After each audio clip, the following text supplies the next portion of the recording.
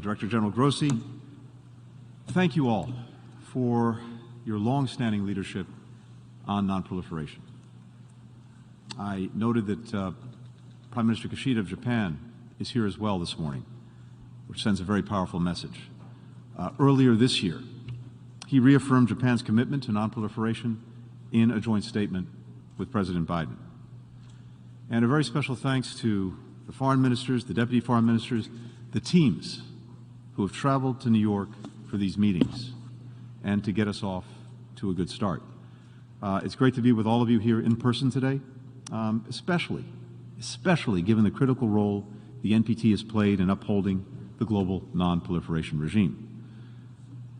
More than 5 decades ago, at the height of the Cold War, representatives of 18 nations drafted the Treaty on the Non-Proliferation of Nuclear Weapons. In the years that followed, nearly every country on Earth has joined the NPT. Countries put safeguards in place to monitor their nuclear programs. Nuclear weapon states moved toward disarmament, including the United States. The number of nuclear weapons in our stockpile is now nearly 90% lower than it was at its height in 1967. The United Nations Security Council affirmed that proliferation constituted a threat to international peace and security. Entire regions, the South Pacific, Southeast Asia, Central Asia, Africa, joined Latin America and the Caribbean in declaring themselves nuclear weapons-free zones. And we saw countries use nuclear technology safely and peacefully to improve the lives of millions of people on Earth. So, there is no question that the NPT has made the world safer. But there's also no doubt that it's under increasing strain. And so we come together at a critical moment. The DPRK continues to expand its unlawful nuclear program and continues its ongoing provocations against the region. As we gather today, Pyongyang is preparing to conduct its 7th nuclear test. Iran remains on a path of nuclear escalation. Although it publicly claims to favor a return to mutual compliance with the JCPOA, the Joint Comprehensive Plan of Action, since March, Iran has been either unwilling or unable to accept a deal to achieve precisely that goal. Getting back to the JCPOA remains the best outcome for the United States, for Iran, for the world. In January, President Biden and the leaders of the other NPT nuclear weapon states, China, France, Russia, the United Kingdom, all affirmed the principle that, and I quote, "A nuclear war cannot be won and must never be fought." The very next month, Russia launched a full-scale invasion of Ukraine, and it's engaged in reckless, dangerous nuclear saber-rattling, with its president warning that those supporting Ukraine's self-defense, quote, risk consequences such as you have never seen in your entire history, end quote. Russia's aggression against Ukraine is a brazen violation of international law, including the United Nations Charter. And it's also contrary to the rules-based international order that we all seek to uphold. But critically, and it's directly relevant to what brings us together this month for the NPT Review Conference, its actions are also directly contrary to the assurances that it provided to Ukraine in 1994 in the so-called Budapest Memorandum, assurances of Ukraine's sovereignty and independence that were vital to giving Ukraine the confidence to give up the nuclear weapons it inherited when the Soviet Union dissolved and that were left on its territory. So, what message does this send to any country around the world that may think that it needs to have nuclear weapons to protect, to defend, to deter aggression against its sovereignty and independence? The worst possible message. And so it's directly relevant to what's going on here this month at the United Nations. Most recently, we saw Russia's aggression with its seizure of Ukraine's Zaporizhzhia nuclear power plant, the largest such plant in all of Europe. Russia is now using the plant as a military base to fire at Ukrainians, knowing that they can't and won't shoot back because they might accidentally strike a reactor or highly radioactive waste in storage. That brings the notion of having a human shield to an entirely different and horrific level. The United States believes that all nuclear-armed states have a duty to act responsibly. We've chosen to act with restraint and avoid actions that could unintentionally add to nuclear tensions.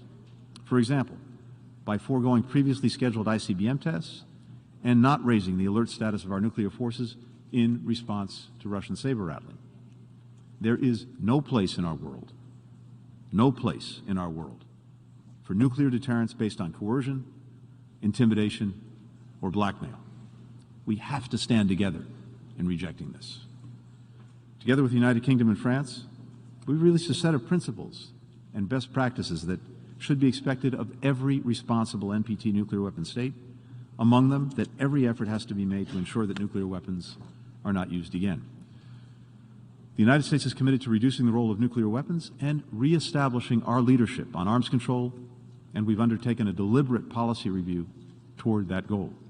We'll continue to emphasize strategic stability, seek to avoid costly arms races, facilitate risk reduction and arms control agreements wherever they are possible. Any country that asks others to reject the pursuit of nuclear weapons also has to be willing to reduce and eventually eliminate their own stockpiles of nuclear weapons. President Biden's commitment to disarmament has long been evident. Just 2 weeks into his term, he extended the New START treaty with Russia until 2026, and that's made our countries and our world safer by preserving verified restrictions on our strategic nuclear arsenals and avoiding an arms race. Earlier today, he reiterated his readiness to negotiate expeditiously a framework to replace New START if Russia is prepared to operate in good faith. We continue to adhere to our policy not to use or threaten to use nuclear weapons against non-nuclear weapon states that are party to the NPT and are in compliance with their nuclear nonproliferation obligations. And will continue to implement, to the fullest extent possible, the commitments contained in the final documents of previous NPT review conferences. And as long as nuclear weapons exist, the fundamental role of U.S. nuclear weapons is to deter nuclear attacks on the United States, on our allies and partners. The United States would only consider the use of nuclear weapons in extreme circumstances to defend the vital interests of the United States, its allies and partners. At this review conference, we hope to make tangible progress on all three pillars of the NPT: nonproliferation, disarmament, the peaceful uses of nuclear energy, and will work with all states parties to a successful outcome. The world must reject the spread of nuclear weapons.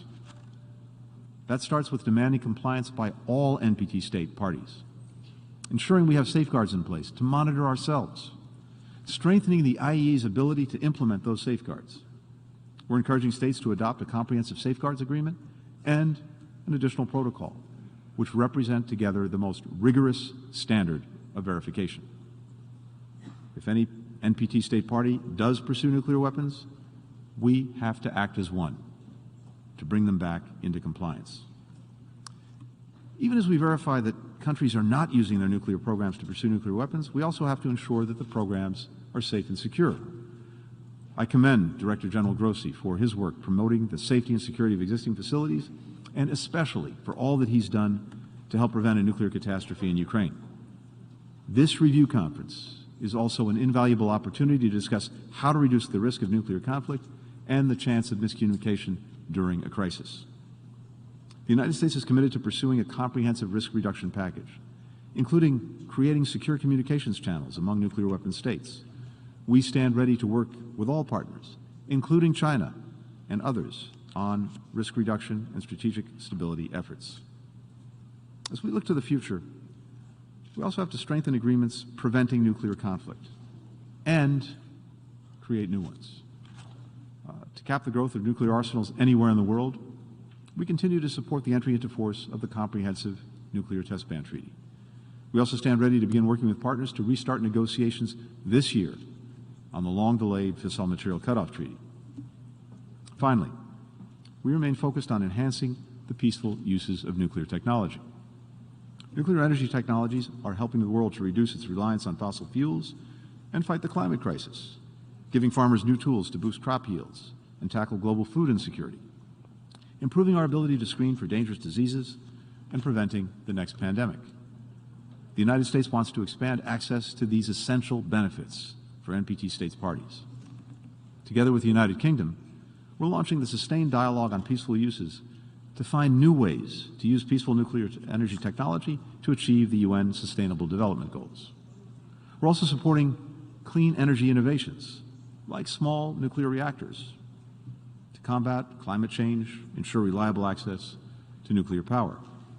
At the G7 Leaders Summit in Germany just last month, President Biden announced $14 million in funding to support the deployment of small modular reactor power plants in Romania, which will provide zero emissions nuclear energy. Now, some have asked about our new partnership with the United Kingdom and Australia, known as AUKUS. Through this partnership, Australia will acquire submarines. I want to emphasize that these submarines will be nuclear-powered, not nuclear-armed. Other countries have this kind of submarine, and these will adhere to the highest safety and non-proliferation standards under the NPT. We're working very closely with the IAEA to make sure that that's the case. As we work together across the three pillars of the NPT, we build upon the efforts of so many who have come before us in this room. Last month, we lost one of those leaders, former Prime Minister Shinzo Abe, who was deeply committed to nuclear nonproliferation throughout his career. In 2016, Prime Minister Abe and President Obama made a historic visit to Hiroshima together, a place that represents the enormous destruction that nuclear weapons make possible. There, President Obama said, and I quote, "We must have the courage to escape the logic of fear and pursue a world without them," end quote. Prime Minister Abe said this: "We're determined to realize a world free of nuclear weapons, no matter how long or how difficult the road may be." That has to remain the charge for each of us here. To escape the logic of fear, live up to our responsibility to prevent nuclear conflict, to reduce nuclear weapons, to secure nuclear technologies, to advance peace and progress around the world. Thank you very much.